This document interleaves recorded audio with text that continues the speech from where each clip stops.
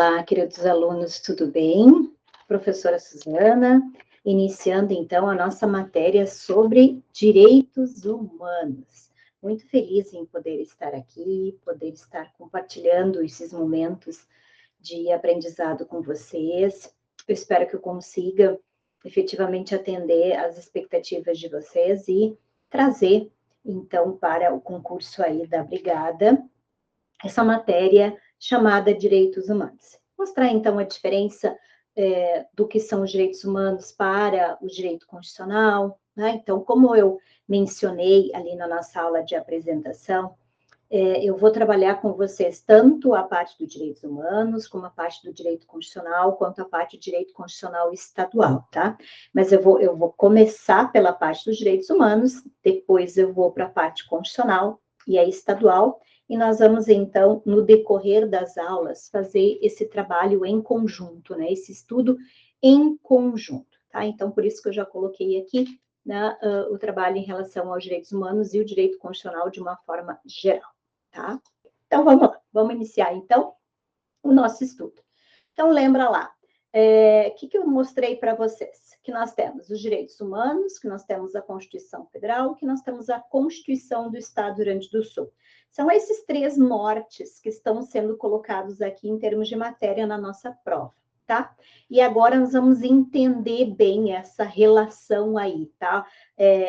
Por que direitos humanos, o que Constituição Federal, o que Constituição Estadual, tá? Então, é esse estudo que nós vamos começar agora. Nós vamos começar pelos direitos humanos.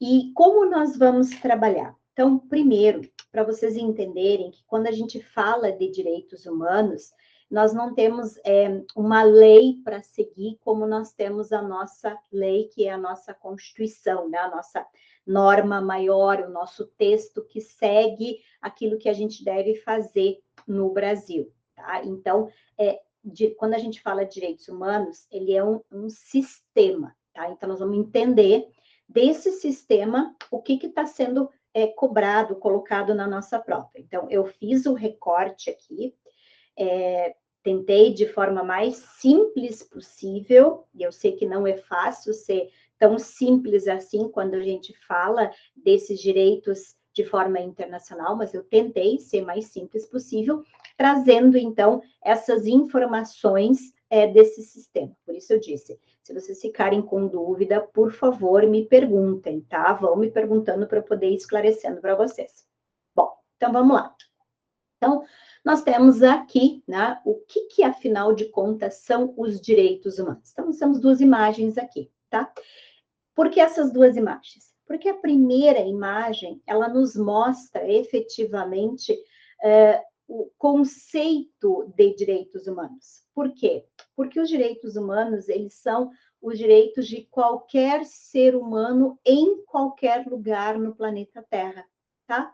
Então, na verdade, somos todos nós, tudo aquilo que é inerente a nós para que a gente possa sobreviver, né? Ou melhor dizendo, não é sobreviver, né? É viver, tá? Porque nós temos o direito de viver efetivamente de uma forma humana e não uma sobrevivência. Então, direitos humanos são aqueles direitos que a gente precisa para poder viver, independentemente do país, independentemente da área que a gente esteja inserido. Então, isso são os direitos humanos.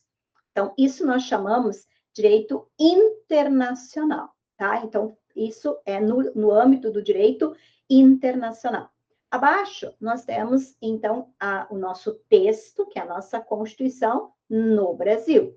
Então, o que são direitos fundamentais? Então, primeiras palavrinhas para a gente aprender a diferenciar. Os direitos fundamentais são aqueles direitos que não deixam de ser humanos, eles são humanos, eles são de qualquer um de nós, só que eles estão dentro da nossa Constituição, dentro do nosso texto da nossa Constituição. Por isso que eles são chamados, então, de direitos fundamentais, né? Então, aí nós chamamos de direito constitucional. certo? Então, por isso, primeiro nós temos que entender que nós temos o sistema internacional e por isso que nós vamos estudar direitos humanos. Depois nós temos a nossa Constituição, por isso, direito constitucional. É por isso que a gente vai começar pelos direitos humanos. Bom, aí no nosso edital, nos coloca assim, vamos ter que ter um pouquinho de noção como é que é essa evolução, né? Da onde que vem essas nomenclaturas, né? Por onde elas passaram? Porque quando a gente pensa em nós, seres humanos, nós somos uma evolução, né? Então, nós não estamos num processo evolutivo. Cada vez mais nós nos desenvolvemos, né? Evoluímos para nos qualificarmos melhores seres humanos, tá? Então, quando a gente fala de direitos humanos, esse conceito de direitos humanos, ele está atrelado ao direito do homem. Então, homem aqui entendam, homem e mulher de uma forma geral, é o ser humano, tá? Estou falando de uma forma geral no ser humano, independentemente do tempo ou do lugar. Então, por trás tem o que nós chamamos de direito natural, tá? Mas eu não vou entrar nesses detalhes, porque o edital foi bem simples nesse sentido. Então, jus naturalista é mais fácil entender que é o direito natural, o direito por nascer ser humano no planeta Terra. Então, isto é o jus naturalismo, o direito natural. Depois, o que são os direitos humanos numa perspectiva, né, num conceito universalista? Universal vem de universo, e universo significa que é tudo, então, de forma internacional, tá? Então, direitos humanos está relacionado com justnaturalismo, direito natural está relacionado com o ser humano. E universalista, universal, está relacionado com o todo, em qualquer lugar, em qualquer tempo. Por isso, direito internacional. E na perspectiva estatal, está relacionado com o Estado. Daí, separadamente, a China, o Japão, o Brasil, os Estados Unidos, a Argentina. Então, por isso que daí vem o nome que cada país utiliza internamente na sua Constituição para estabelecer quais são os direitos daqueles seres humanos naquele país. Aí tu vai me perguntar, mas, prof, os seres humanos não têm os mesmos direitos naturais? Sim. Por isso, o direito natural, sim. Mas o Estado, ele pode e deve cada vez mais aprimorar o rol de direitos, não só de direitos, mas de deveres, que esse Estado, então, estabelece, garante, nutre, regra para os seres humanos daquele país em específico. E daí que nós chamamos de direito constitucional, tá? Então, por isso, essas 3 palavrinhas também vão aparecer no decorrer das nossas provas, tá? No decorrer das nossas questões que vão aparecer. Então, quando falar em justnaturalismo, pensa, tá atrelado com o direito natural, está atrelado com o ser humano. Eu nasci, eu tenho esses direitos. Falou em universal, é o universo, é o todo, independentemente do tempo, do espaço, por isso de forma internacional. E estatal está relacionado com o Estado, a soberania daquele Estado. Então, cada Estado estabelece internamente quais são os direitos daqueles seres humanos daquele Estado. Daí, por isso, direitos fundamentais. Claro? Tá? Então, aqui, essas 3 palavrinhas. Depois, então, tem mais outras 3 palavrinhas que podem, como eu já mencionei ali no início, aparecer. Por isso que eu fiz aqui bem claro, para vocês poderem enxergar essa diferença de palavras. Então, direitos do homem são direitos naturais. São aqueles direitos em função de nascer no planeta Terra. Não precisa estar escrito em lugar nenhum. São aqueles direitos que nós temos em função de termos nascido seres humanos no planeta Terra, né? Aquilo que queiram chamar como quiserem, eu chamo de Deus, é aquilo que ninguém explica, que só sentimos, que é inerente ao que Deus nos concedeu. Já quando a gente fala da expressão direitos humanos, que é o que a prova utilizou ali no texto, né? Então, daí a gente está falando de direito internacional. São aqueles que estão escritos no tempo, no espaço, em um sistema, né? Não dentro do Brasil, mas num sistema internacional. Por isso que nós chamamos a palavrinha de direitos humanos. E já a palavrinha direitos fundamentais são aqueles direitos que vão estar dentro da nossa Constituição, tá? Tá lá, nós vamos estudar. São os direitos e garantias fundamentais. Dentro deles, os direitos individuais e coletivos. Então, estes são os direitos fundamentais, estão dentro da nossa Constituição. Então, essas palavrinhas precisam estar claras para a formulação das questões que eles fazem, tá bom? Então, opa, deixa eu passar aqui um pouquinho, tá? Então, aqui, tá? O outro ponto que a gente tem na nossa prova, né, que eles colocaram ali no nosso edital, como eu disse, é a questão de entender um pouquinho como é que funciona essa evolução. Né? Quando a gente fala, então, de ser humano, a gente está nesse constante processo de evolução.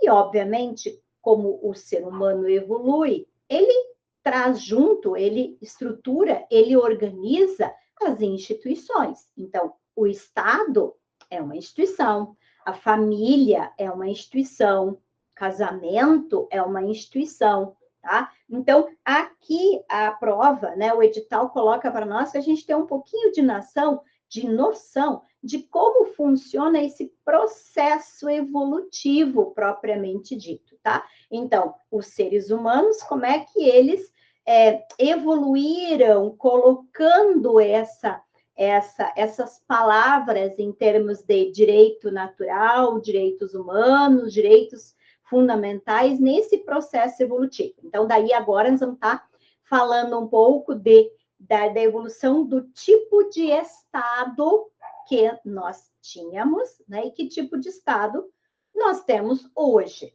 tá? E, claro, eu não vou entrar aqui nos detalhes pós-pandemia, né? Porque tem muita mudança aqui, né? Pós-pandemia, tá? Mas, de uma forma bem simples e resumida, começa lá com o Estado liberal, né? Quando a gente fala, porque a gente está falando aqui de direitos, tá? Então, começa lá no Estado liberal, passa pelo Estado social e chega no Estado democrático de direito, certo? Eu não vou entrar nos detalhes desses estados, porque no edital de vocês não está exigindo isso, tá? Então, eu não vou sobrecarregar vocês de informações que vocês não precisam aprofundar, só o básico que vocês precisam ter noção. Então, vocês precisam ter noção que quando a gente fala de direitos humanos, que é o que a gente está estudando agora, vem lá do sistema internacional e ele evolui conforme vai evoluindo o tipo de Estado. E o Estado foi evoluindo de um Estado liberal para um Estado social, para um Estado democrático de direito. Então, dessa maneira, vai evoluindo também os direitos. Então, aqui, rapidamente, assim, só para situar vocês como iniciou, tá? Os modelos de Estado, né? Para poder deixar claro aonde que precisou entrar o conceito de direitos humanos. Então, lá no início, né, falamos lá em antiguidade, e aqui eu não estou separando por eras, porque vai ter muita divergência histórica de conceitos, de nomes que eu não vou entrar aqui, né, porque eu não estou explicando a evolução histórica de forma detalhada para vocês, então, mas só para vocês saberem que se vocês pegarem livros de história, né, de direito, existe muita Não é que seja confusão, é formas de enxergar a evolução com nomenclaturas diferentes, tá? Então, como eu não estou aqui abrindo esse conteúdo, eu não vou explicar esses detalhes da diferença. Eu simplesmente separei antiguidade, médio, né? Só para utilizar essas palavrinhas, tá? Então, antiguidade, lá na antiguidade, nós tínhamos o chamado Estado teocrático. O que é um Estado teocrático? Vem de Deus, de teocracia. Então, a democracia de Deus, tá? Que era, na verdade, assim, isso é teocracia, tá? Então, os profetas, né? Então, quando a gente fala, por exemplo, de Jesus Cristo, tá? Na Bíblia, tá? Todo mundo conhece, eu não vou entrar em todos os profetas, mas estou aqui falando de um, mais especificamente, que todo mundo conhece, que é Jesus Cristo, que é um profeta, né? Pela Bíblia, ele é um profeta, ele veio, né? Com a missão de Deus, tá? Então, ele veio aqui para fiscalizar na Terra, mostrar para os homens como que a gente pode evoluir, o que efetivamente é o verdadeiro amor, né? E o que se deve fazer na prática. Então, Jesus Cristo foi esse profeta de Deus, e ele, então, tinha essa função também de fiscalizar os atos, aqueles atos que extrapolavam aquilo que eram as bases, os conceitos que Deus queria que nós, humanos, cumpríssemos na Terra. Então, esse é o Estado teocrático. Então, o Estado teocrático não é o Estado como a gente vê hoje, é um profeta, uma pessoa, né, que tem que veio sob as ordens de Deus, tá? Para poder fazer esse trabalho. Então, por isso, Jesus Cristo lá no Novo Testamento, né, temos o Antigo Testamento, que é a Torá, tá? Também não vou entrar nos detalhes do judaísmo, né, do cristianismo, mas assim, só para, né, ter o processo evolutivo, né? Tem o judaísmo, depois tem o cristianismo, e depois veio o islamismo, né, que é o profeta Mohammed, que é, então, considerado o último profeta que Deus mandou.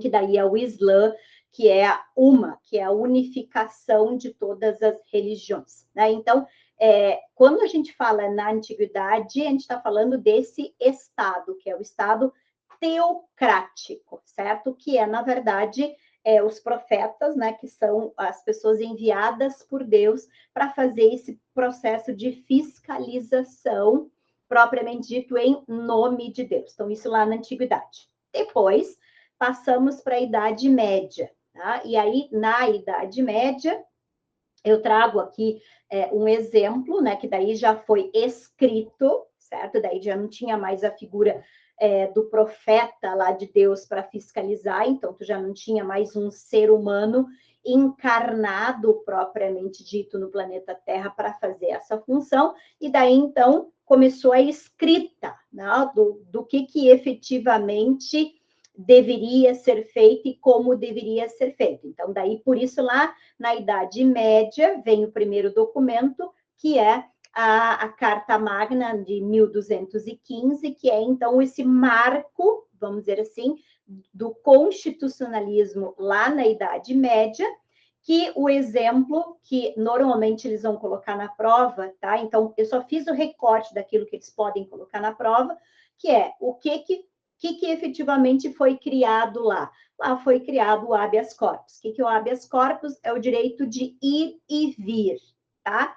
Então, né, foi necessário colocar no papel ali a possibilidade do ser humano poder se locomover, tá? Então, já não tinha mais a figura do profeta, então foi necessário aí esse documento para poder, então, está escrito o que pode ou não pode. Então, o primeiro direito que foi escrito nesse sentido foi o habeas corpus, então, lá em 1215, a Idade Média. Depois, a gente passa para a Idade Moderna, tá? E aí, já temos aí um processo um pouco mais desafiador ou mais organizado, vamos chamar assim, tá?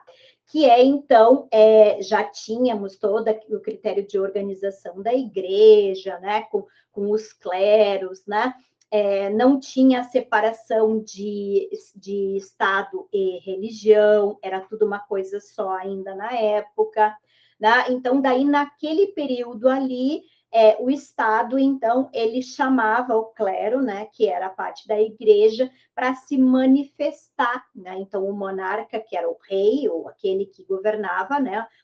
Monarquia é uma pessoa só para gerenciar o Estado, um rei e uma rainha, tá? E aí, esse, então, chamava a igreja para participar, para escutar, para tomar as decisões. Então, era alguém político, né, vamos dizer assim, essa função política, escutando a religião para tomar as decisões, tá? Estado moderno. No Estado contemporâneo, aí eu deixei marcadinho aqui para vocês, porque a prova gosta muito de colocar essas palavrinhas, né, esses documentos que eu deixei marcadinho ali para vocês, tá? Então, quais são os marcos no constitucionalismo contemporâneo? E lembrando que agora já tudo é escrito, lembra? Agora já tudo é escrito. Já não tem mais o profeta é só lá na antiguidade. Então, agora, aqui, tudo tem que estar escrito, né, para que os seres humanos, então, possam seguir aquilo que está escrito propriamente dito, tá? Então, aqui nós temos o marco, né, é a Constituição norte-americana, de 1787, e a Constituição da França, de 1791, né, que ela, pela primeira vez, colocaram nas suas constituições direito à vida, direito à liberdade. Então, foram essas duas constituições que, pela primeira vez na história, dentro de uma constituição, tinha esse tipo de direito, tá? Daqui a pouquinho vocês vão entender essa nomenclatura de dimensão de gerações. Já vou chegar lá para explicar, mas aos pouquinhos, tá? Então, só para deixar marcado aqui. Qual foram as primeiras constituições no mundo que trouxeram para dentro do seu texto, lá dentro do país, dizendo que os seres humanos daquele país tinham direito à vida, à liberdade? A Constituição norte-americana de 1787 e a Constituição francesa de 1791. Depois, a Constituição mexicana, de 1917, e a Constituição alemã, que é a Constituição de Weimar, foram as primeiras constituições que trouxeram direitos sociais, direito do trabalho, aposentadoria, esse tipo de direito, que eu já vou explicar também mais adiante, já vou explicar o que é primeira geração, primeira dimensão, já vou chegar lá. Só lembrem agora quais foram os países. Internamente, se a prova te perguntar, qual foi a primeira constituição no mundo que trouxe direitos de vida, de liberdade? Constituição norte-americana e Constituição francesa. Se perguntar qual foi a primeira constituição no mundo que trouxe direitos sociais, trabalho, aposentadoria, Constituição do México, de 1917, e a Constituição da Alemanha, de 1919, que é a Constituição Weimar. Tá bom? Então, por isso aqui deixei marcado, por isso que são palavrinhas-chave ali de recortes que vocês precisam cuidar nas questões de prova. Aí sim, tendo essa noção, ó, fiz rapidinho só aí a evolução para vocês entenderem, tá? Que quando a gente fala de direitos, né, a gente tem que pensar que a gente tem uma evolução de seres humanos que estão dentro de um país, e aí dentro do seu país é que vão trazendo essas questões dentro da sua Constituição. Então, por isso que a prova faz essa relação, tá? Outra partezinha teórica que a prova nos pede, é a questão em relação às dimensões ou gerações. Então, agora, nós estamos falando dos direitos. Então, evolui o ser humano, evolui os tipos de direitos, certo? Então, nós temos 5 dimensões ou 5 gerações que nós já estamos, vamos dizer assim. E, obviamente, continuamos evoluindo, não sei até onde vamos chegar, tá? Mas temos 5, ok? Então, não sei se a prova vai falar em dimensão ou vai falar em geração. Eu não vou entrar aqui na discussão em relação às nomenclaturas, tá? É só para vocês saberem que pode tanto utilizar a expressão dimensão, como pode utilizar a expressão geração. Então, os direitos de primeira geração ou de primeira dimensão são os relacionados à liberdade. Por isso que vocês viram que o primeiro documento, né, a primeira vez que se falou foi a carta, né, lá de 1915, onde trouxe o habeas corpus, né? Trouxe o habeas corpus, certo? Né? Então, exatamente por quê? Porque a primeira dimensão, a primeira geração de direitos está relacionado com a questão da liberdade, né? Então, está relacionado com direitos de liberdade, direitos civis e políticos. Então, está relacionado com a vida e a liberdade. É isso que está relacionado quando a gente fala de primeira dimensão ou primeira geração, tá? Então, o que nós vamos fazer depois? Só lembrando, tá? Agora eu só estou explicando para vocês a primeira parte, que são os direitos humanos. Depois eu vou pegar esses que estão aqui e vou relacionar com a nossa Constituição. Então, dentro da nossa Constituição, nós temos vários direitos relacionados à vida, relacionados à liberdade. E esses direitos dentro da nossa Constituição estão relacionados à primeira dimensão, à primeira geração, tá? Mas a pergunta, ela pode ser em relação a direitos humanos, e aí eu vou ter que saber que é oriundo a primeira dimensão ou primeira geração.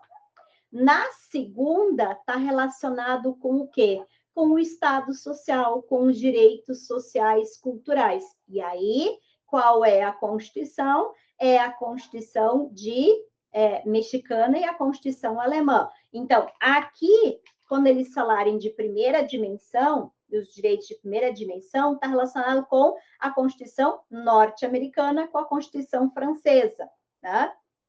Já aqui, da segunda geração ou segunda dimensão, está relacionado com a Constituição mexicana, com a Constituição alemã, ok? Tá? Então, aqui estamos falando de direitos sociais. Aí nós estamos falando de Constituição cidadã, Constituição social, né? Então, direitos econômicos, sociais, culturais, né? Tudo que está relacionado com aquilo que o Estado precisa nos auxiliar para nos conceder. Na terceira geração ou na terceira dimensão, né? Aí, mais especificamente, né, chamado de direitos sociais, vejam a diferença. Aqui está relacionado com direitos sociais, só que aqui está relacionado com direitos econômicos, né, direitos sociais e culturais, né, onde o Estado tem uma dívida. Então, aqui está relacionado com a vida, a seguridade, o direito social. Na terceira dimensão, aí está atrelado à questão social, mas não mais de forma individual. Aí, por isso do cuidado. Quando falar de direitos sociais, propriamente dito, é segunda geração, segunda dimensão. Não é que não existam direitos sociais na terceira. Na terceira existem, só que agora eles não são mais individuais. Agora eles são coletivos. Por isso que agora a gente vai pensar em direito do meio ambiente sadio, a gente vai pensar a um patrimônio, a um bem comum, a gente vai pensar em tudo aquilo que está relacionado com a humanidade. A gente vai estar falando em fraternidade. É isso que a gente está falando quando fala de terceira geração. Tem alguns autores que colocam o direito da paz na terceira geração, tá? Então, pode ser que na prova eles coloquem essa relação, só que para avisar que não existe um consenso em relação a isso, tá? E alguns autores colocam o direito à paz como sendo de quinta geração, que eu vou mostrar para vocês depois, certo? Então, normalmente, na prova de vocês, eles vão só primeira, segunda e terceira geração, não mais do que isso, né? Porque tem divergências. Ou vão dizer que existem divergências, mas, né, porque vocês não estudam de forma aprofundada a questão teórica, então eles não fazem esse tipo de confusão em termos de questões de prova, tá? Normalmente na prova de vocês vai só até a terceira geração. Então, por isso que eu coloquei aqui também o direito à paz na terceira, tá bom? Mas para vocês saberem que já existe, somos seres humanos, estamos num processo evolutivo, e aí, então, por isso, tem os de quarta geração, e aí está relacionado à questão do patrimônio genético, às questões, inovações tecnológicas. Então, na verdade, aí, estamos falando de coronavírus, né? Estamos falando desse contexto que a gente está vivendo propriamente dito nesse momento, a inserção onde a gente está vivendo, tá? Então, por isso, isso aqui é objeto de estudo atual, a gente ainda não tem muita clareza em relação a isso. Depois, os direitos de quinta geração, então, como eu coloquei, aí nós temos divergência, o Paulo Bonavides, que é um autor brasileiro, ele coloca o direito à paz nesta dimensão, tem outros autores que colocam a realidade virtual nessa dimensão, então, só para vocês saberem que já tem aí um processo de discussão, de evolução nesses avanços desses direitos, certo? E ainda temos aí alguns autores que já falam em sexta geração, que daí seria o acesso à água potável, né? Que é o bem mais precioso que nós temos propriamente dito no planeta Terra, necessário para a sobrevivência do ser humano. Nós, seres humanos, somos movidos a 70% água. Então, o nosso corpo é 70% água. Sem água, a gente não sobrevive, tá? Então, esse é o nosso futuro propriamente dito. Aproveitando aqui, vou tomar minha aguinha, né? Tá? Então, só para vocês terem noção, se porventura eles fizerem alguma explicação nesse sentido, vocês ouviram falar, sabem exatamente aí que tem um processo evolutivo.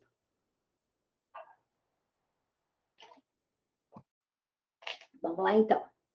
E aqui eu deixei para vocês, então, esse esqueminha, tá? Que, na verdade, vocês vão encontrar vários na internet, né? Eu não sou artista tão qualificada assim para fazer todo esse processo, então tá ali, o aluna fez esse esquema maravilhoso em relação a essa evolução de direitos humanos, eu deixei aqui para vocês, tá? E se vocês quiserem contribuir com a prof, fazer esquema e me mandar, para eu também poder divulgar o nome de vocês aí nas próximas aulas, todas as contribuições são bem-vindas. Vocês é que montam as aulas junto comigo, certo? Então, quer que o nomezinho apareça ali, que como essa aluna, só monta aí os esqueminhas com as figurinhas e todas aí, se tiver bonitinho e tiver entendido tudo, eu peço permissão e coloco aí vocês junto comigo na sala de aula. Tá bom? Bom, então, eu vou gravar, na verdade, esse bloco até aqui, tá? Depois eu dou continuidade, né? Para não ficar muito extensa a sala. Então, só para finalizar aqui, porque é onde eu vou começar na próxima, tá? Todo esse processo evolutivo que eu mostrei para vocês, ele faz com que se chegue, propriamente dito, num documento internacional chamado, então, de Declaração Universal dos Direitos do Homem. Então, tudo que nós estudamos até aqui, que é o processo evolutivo, de como veio vindo, né? Como é que foi feito, numa carta separada, depois numa Constituição, depois noutra Constituição, e as situações históricas que vão nos denotando a evolução, né? Que eu não vou entrar, porque aqui, propriamente dito, não pede toda a questão histórica, só a base, tá? Então, aí nós chegamos na necessidade, em termos de processo evolutivo, de criar um sistema internacional de proteção. E é esse sistema internacional de proteção, com esses documentos, que agora não estamos mais falando de direitos do homem, né? Não estamos mais só falando de direitos humanos, vamos passar na próxima aula a adentrar no direito internacional propriamente dito, certo? Então, encerramos a nossa aula aqui. Na próxima, então, eu entro no sistema internacional de direitos humanos, ok? Uma boa semana, bons estudos. Não sei se vocês estão assistindo manhã, tarde, noite, mas aproveitem aí. Qualquer dúvida, estou aí para esclarecer para vocês. Volto no próximo bloco.